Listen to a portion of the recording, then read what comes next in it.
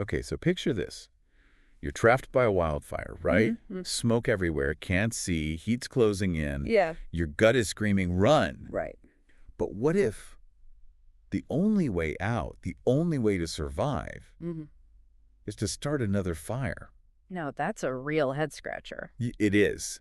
And it's the kind of scenario Adam Grant uses to make us think again. Literally the title of his book, which we're diving into today. Exactly. And since I know you're a fan of Grant's work, I thought this would be right up your alley. Oh, absolutely. He really gets you thinking, challenging those assumptions we all carry around. He does. And this wildfire example, it really highlights how our ingrained responses, those things we think we know, they can sometimes backfire, especially when things get really intense. He has this great term for those responses. He calls them cognitive tools. Ah, yes. Cognitive tools. Mm. What exactly did he mean by that again? Well, it's like all those mental models we build up over time, right?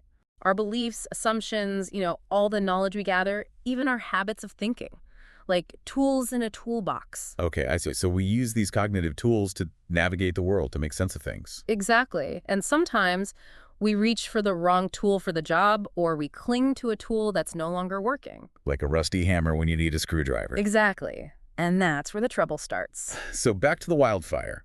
Grant uses a real story to illustrate this. The Man Gulch Fire back in 1949. Oh, yeah, tragic one. A group of smoke jumpers, they parachute into this blaze, and it's way worse than they expected. Totally out of control. Right. And in the middle of this chaos, one smoke jumper, Wagner Dodge, he does something that seems totally crazy. Let me guess, he doesn't run. Nope. Instead of running with the others, he stops, lights a match, and starts another fire. Started a fire to fight a fire? That's bold. Yeah, he called it an escape fire, basically burning a patch of ground ahead of him. Whoa, that takes some serious out-of-the-box thinking. But it worked. It did. Dodge survived by lying face down in that burned area while the main fire swept over him. So he basically rethought his entire survival strategy on the fly. Yeah. It's a pretty dramatic example of how rethinking can literally be the difference between life and death. Wow. I'm guessing not everyone in that situation was so quick to rethink things. Unfortunately, no. 12 other smoke jumpers died in that fire. Oh, man, that's awful. And what's really chilling is that Grant points out many of them held onto their heavy tools and packs even while they were running. Like their firefighting gear. Why would they do that? It seems like their instinct to hold on to those familiar tools, even when they were literally weighing them down, it just took over. So they were physically weighed down by these tools that became burdens instead of helping them. Exactly. And it's a powerful metaphor for how our own mental tools, our beliefs, can sometimes do the same thing. So how did Dodge do it? You said he wasn't some kind of genius, right? What made him able to pull off that kind of counterintuitive move? Grant argues that Dodge's survival came down to intellectual humility. Intellectual humility. Yeah, it's that ability to admit, hey, I might not know everything. Right. Being open to the fact that we could be wrong. Right, even when the stakes are incredibly high, like in a wildfire. So being open to new information, even if it completely contradicts what we thought we knew. That makes sense, but it can't be easy. Oh, absolutely not. Grant points out that questioning ourselves, especially our deeply held beliefs, it can be really uncomfortable. I bet it feels like a threat to our ego. Like, who wants to admit they've been wrong all along? Right. But Grant's point is that this discomfort, it's actually a sign of growth, of mental flexibility. I guess it's kind of like physical exercise. You got to push through that initial discomfort to build strength. Exactly. And it's the same with our thinking. So how do we start flexing those mental rethinking muscles? Do we just have to constantly question everything? Well, not necessarily. Grant suggests one good starting point is identifying what he calls our chainsaws. Our chainsaws? What does that even mean? It's basically those beliefs or habits that we're holding on to really tight, even when they might be doing us more harm than good. Okay, I like that image. It's like those heavy packs the smoke jumpers couldn't let go of, but in our minds. Exactly. They're weighing us down, preventing us from moving forward. So how do we know which of our mental tools are actually chainsaws in disguise? Well, that's where the real work of rethinking begins, and Grant has this whole rethinking cycle he lays out to help us figure it out. Okay, so let's unpack that cycle. Where do we even begin? The first step is to cultivate what he calls the preacher, prosecutor, politician, scientist mindset. Hold on. Preachers, prosecutors, politicians, and scientists. What do they have to do with rethinking? Each one represents a different way of approaching our beliefs. You got the preacher, who's all about persuading others to see things their way. Right, like they've got the absolute truth. And then there's the prosecutor, always trying to prove others wrong. Okay, and the politician. The politician just wants to win approval. Whether they're right or wrong doesn't really matter. I can see how those mindsets wouldn't exactly lead to open-mindedness. So where does the scientist fit into all of this? Well, for Grant, the scientist represents that ideal rethinking mindset. Okay, I'm intrigued. How so? Scientists are driven by curiosity, they're willing to be wrong, and they're constantly looking for evidence to support or refute their ideas. So they're not attached to being right. They're more interested in getting closer to the truth. That's fascinating. So the first step is adopting that scientist mindset. What comes next in this rethinking cycle? The next step is really getting down to business and identifying those specific chainsaws, those beliefs holding us back. Okay, so putting on our scientist hats and looking for those rusty tools. Got it. Now, Grant tells this other story about a firefighter running from a wildfire who, get this, stops to carefully place his chainsaw so it won't get damaged by the fire. He's kidding, right? In the middle of escaping a wildfire. Nope, totally serious. Talk about attachment to your tools. But why do we do that? Why cling to things that could be harming us? It's tough. Letting go of our tools, physical or mental, can feel like we're admitting defeat. Right, like we're losing a part of ourselves. Yeah, we've invested so much in our beliefs and habits, it's hard to just toss them aside. And I bet it's even harder when those beliefs are tied to our sense of self-worth, right? Absolutely. If we've always prided ourselves on being right, admitting we're wrong can feel like a personal attack. So it comes back to that intellectual humility again. Exactly. It's about being able to separate our egos from our beliefs. Our worth isn't tied to being right all the time. It's not about being wishy-washy, but having the confidence to admit when we're wrong and the courage to change our minds. Absolutely. And that's a key part of the next step in the cycle, seeking out evidence that challenges our beliefs. Interesting. So instead of looking for information that confirms what we already think, we should be trying to prove ourselves wrong. Well, it might sound counterintuitive, but yeah, that's kind of the point. It's like the scientific method in action. Like testing a hypothesis. Right. By exposing ourselves to different perspectives, to evidence that contradicts our existing beliefs, we force ourselves to reevaluate. So it's like that saying, if you're the smartest person in the room, you're in the wrong room. Exactly. We need those people who challenge us to help us grow. Okay, so seeking out those different viewpoints, those challenges, got it. What's next? Well, the next step is actually updating our mental models based on this new evidence. So it's not enough to just take in the new information. We have to actually integrate it into our thinking. Right. It's about being willing to change our minds when presented with compelling evidence. It sounds simple enough, but I bet it's a lot harder than it sounds. Oh, absolutely. But it's the key to real growth and understanding. I'm already starting to think about some of my own chainsaws thanks to this conversation. Well, that's a good sign. It means you're already engaging with the ideas. But before we go too deep down that rabbit hole, can we give our listeners a more everyday example, something they can really relate to? Yeah, that's a good idea. How about the whole never change your answer on a multiple choice test thing? Oh, yeah. Always go with your first instinct. I remember hearing that all the time. Well, Grant argues that this advice is actually based on what he calls the first instinct fallacy. The first instinct fallacy. What's that? Research actually shows that changing your answer often improves your score. Seriously.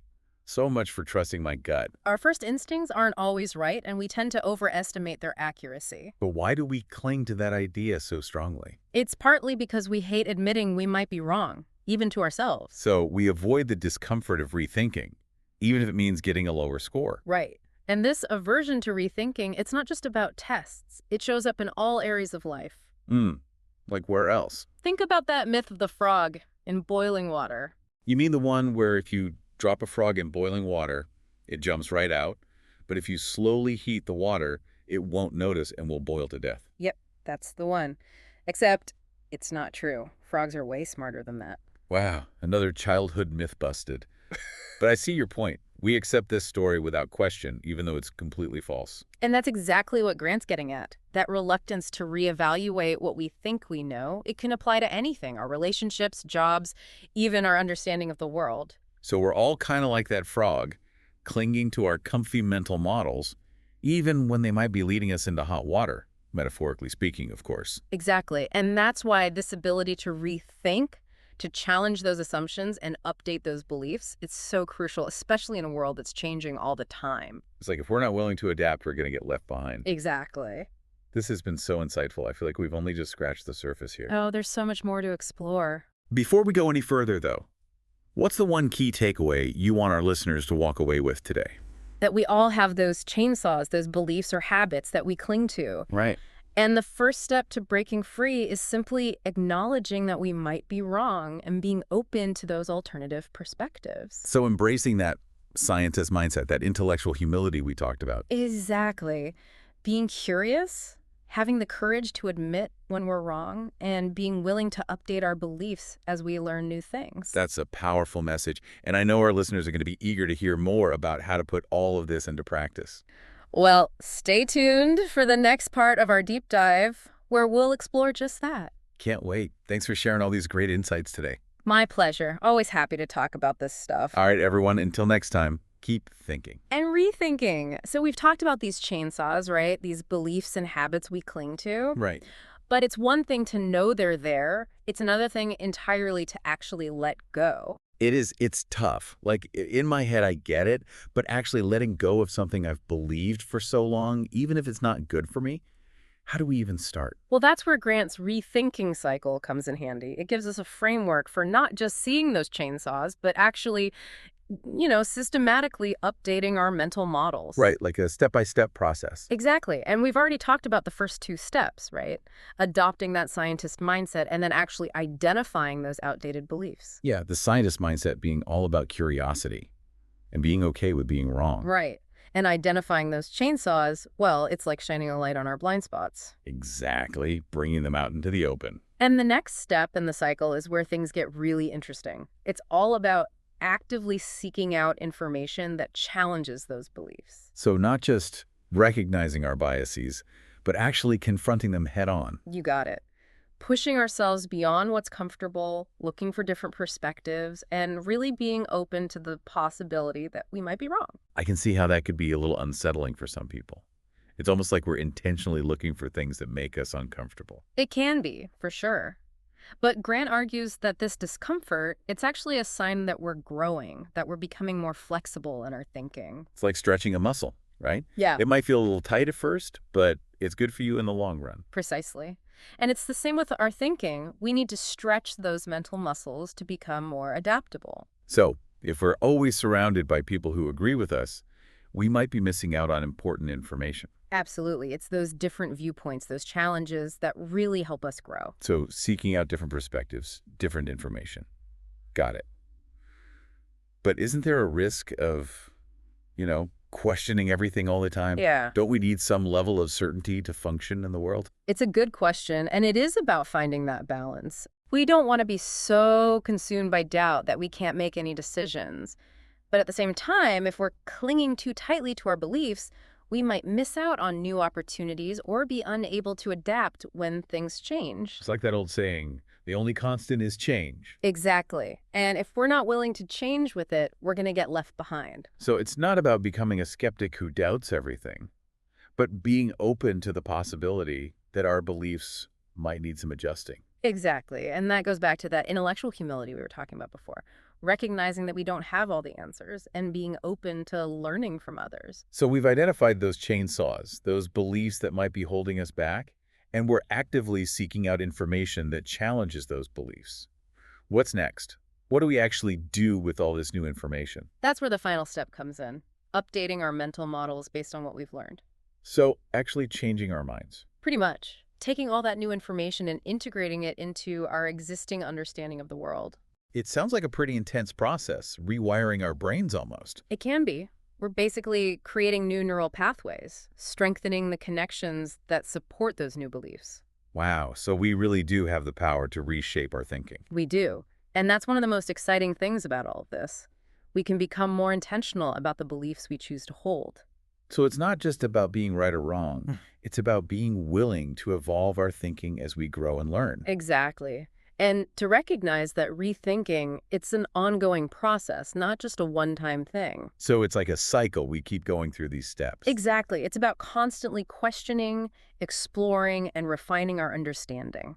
Okay, I'm starting to see the bigger picture here. Mhm. But how do we know when we've successfully rethought something? It might look different for everyone, but often it shows up as a change in behavior, a new decision, or even just a shift in perspective. So it's not just a mental exercise. It actually impacts our actions and how we see the world. Absolutely, and that's where the real power of rethinking lies.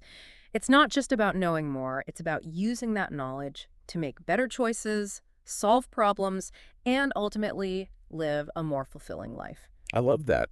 It's like rethinking is a tool, not just an idea. Exactly. And it's a tool that everyone has access to. We all have the ability to rethink, to question, and to update our beliefs. It just takes a willingness to engage with the process. I'm starting to feel like this rethinking thing is less about being smart and more about being brave. There's definitely courage involved, for sure, but the rewards are worth it. Okay, so we've talked about this rethinking cycle, the benefits, the challenges. But what about the practical side? How do we actually put all of this into practice? Well, one of the most effective strategies Grant suggests is to cultivate a habit of asking questions. Okay, that seems simple enough. But what kind of questions are we talking about? Instead of stating your opinions as facts, try framing them as hypotheses to be tested. Okay, so like instead of saying, this is the best way to do this, I would ask, what if there's a better way? Exactly. You're approaching your own belief with a sense of curiosity rather than certainty. I like that. And it's not just about questioning our own beliefs, it's about asking questions to better understand other people's perspectives as well. So like instead of assuming I know why someone believes something, I should actually ask them. Right. You might be surprised by what you learn. So it's more about having a conversation than trying to win an argument. Exactly. And that open dialogue is where real understanding can happen. Okay, asking questions, got it. What else? Another powerful technique is to actively seek out information that challenges your beliefs. So not just reading stuff I already agree with. Right. It's easy to fall into that trap of confirmation bias, where we're just looking for things that confirm what we already think. Oh, I do that all the time. It feels good to be right. We all do. But the problem is that can lead us to make decisions based on incomplete or inaccurate information. It's like trying to build a house on a foundation that's not stable. Exactly. That's why it's so important to actively seek out dissenting opinions, to read things that challenge our viewpoints. So like expose ourselves to different cultures and ways of thinking. Precisely. It's about expanding our horizons and being willing to see things from multiple angles. But with so much information out there, how do we even know where to start? Well, that's where being discerning with our sources comes in. Grant suggests seeking out those sources known for accuracy, objectivity, and a diversity of viewpoints. So not just relying on what pops up on my social media feed. Exactly. It's about being more intentional with the information we choose to consume. Makes sense. So asking questions, seeking out different perspectives, what else can we do to put rethinking into practice? Another key strategy is practicing detachment from our beliefs.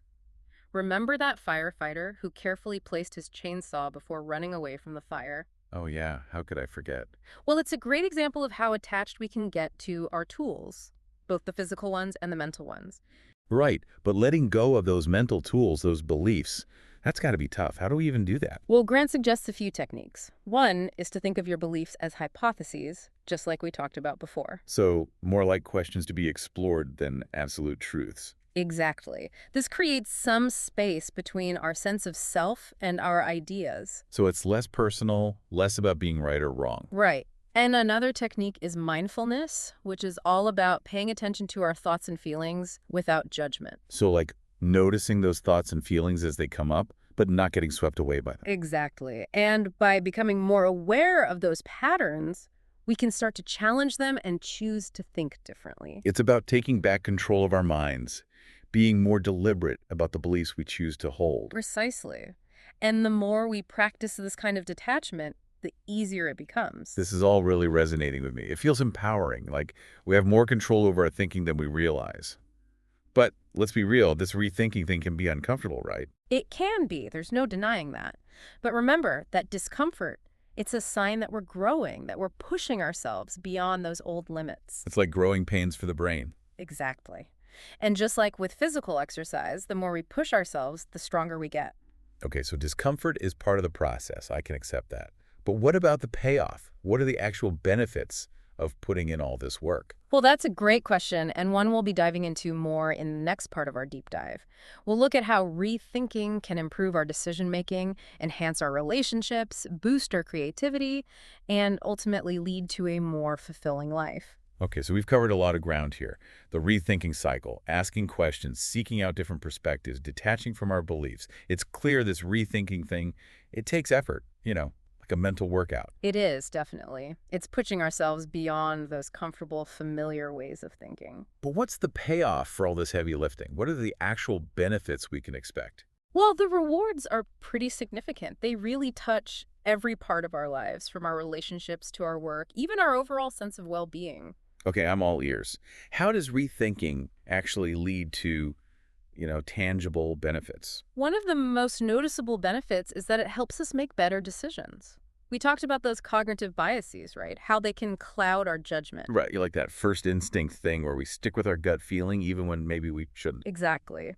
But rethinking, it helps us overcome those biases by encouraging us to question, to look for different angles, to weigh the evidence more objectively. So we're making more informed choices that are actually in our best interests. Exactly. And that leads to better outcomes, less regret down the road. It's like we're upgrading our decision-making software. Getting rid of those bugs and glitches. Precisely. And that better decision-making, it has this ripple effect across our lives. It helps us with everything from finances to career choices to relationships. Okay, so better decisions, that's a big one.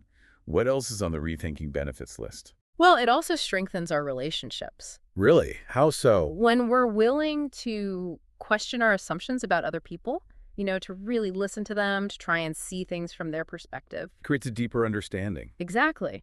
And that leads to better communication, helps us resolve conflicts more constructively, and ultimately builds stronger bonds. It's not just about me changing my mind, it's about creating space for the other person to maybe change theirs too. Right.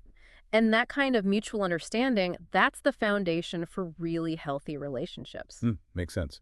So better decisions, stronger relationships, anything else? Oh, there's more. Rethinking also has this amazing impact on our creativity. Creativity. That's interesting. I wouldn't have thought of those two things as being connected. Well, when we challenge those old assumptions, and we open ourselves up to new ways of thinking, it really expands our possibilities. We're not limited by those same old ideas. Exactly. And that's where creativity thrives. We come up with new solutions, fresh ideas, innovative approaches. It's like we're breaking free from those mental ruts and exploring new territory. That's a great way to put it. And this boost in creativity, it can benefit us in so many ways.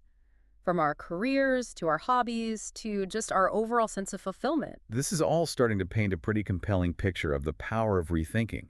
But let's be honest, even when we know something's good for us, it can be hard to stay motivated. Absolutely. So how do we make rethinking a habit, something we do consistently, not just once in a while? Well, Grant suggests that one key is to actually make it enjoyable. Enjoyable. How do we make questioning our deepest beliefs fun? It might sound a little strange, but it's definitely possible. Think of it like a game, Challenge yourself to find the flaws in your own arguments, or seek out people who disagree with you and have a friendly debate. So it's like turning that intellectual curiosity into a challenge, something that sparks our interest. Exactly. And it doesn't have to be a solo mission either. Get your friends, family, colleagues involved. Talk about interesting articles, debate current events. Just encourage each other to think differently. Create a little rethinking community. I love that. And another thing that helps is celebrating those rethinking wins. When you make a good decision because you challenge your assumptions, or when a relationship improves because you were willing to listen to another perspective, acknowledge those successes. Give ourselves a pat on the back for those mental workouts. Exactly. Those positive reinforcements, they make us more likely to keep rethinking in the future. So we're training our brains to see rethinking as a positive experience. Precisely. And at the end of the day, that's what Grant's work is all about. Empowering us to become more thoughtful, open-minded, effective thinkers. It's about recognizing that we have the ability to change our minds, and in doing so, maybe even change our lives for the better. Absolutely. Rethinking, it's a journey, not a destination. This deep dive into Think Again has definitely given me a lot to chew on, and I'm sure our listeners are feeling the same way. Before we wrap things up, what's one final, thought-provoking question you'd like to leave our listeners with? What's one long-held belief that you're ready to, set on fire and really examine? Ooh, that's a good one. A real call to action. It reminds us that rethinking isn't something that just happens to us. It's an active choice we make. And that choice, it has the power to change everything. So to our listeners, embrace the challenge of rethinking. Question those assumptions. Seek out those different perspectives, and don't be afraid to change your mind. Because in the words of Adam Grant, the purpose of learning isn't to affirm our beliefs, it's to evolve them. And as we continue to learn and evolve, we open ourselves up to so many possibilities, Better decisions, stronger relationships, more creativity, and ultimately, a more fulfilling life. That's a fantastic note to end on. So until next time, keep those rethinking muscles flexed. And remember, change is the only constant.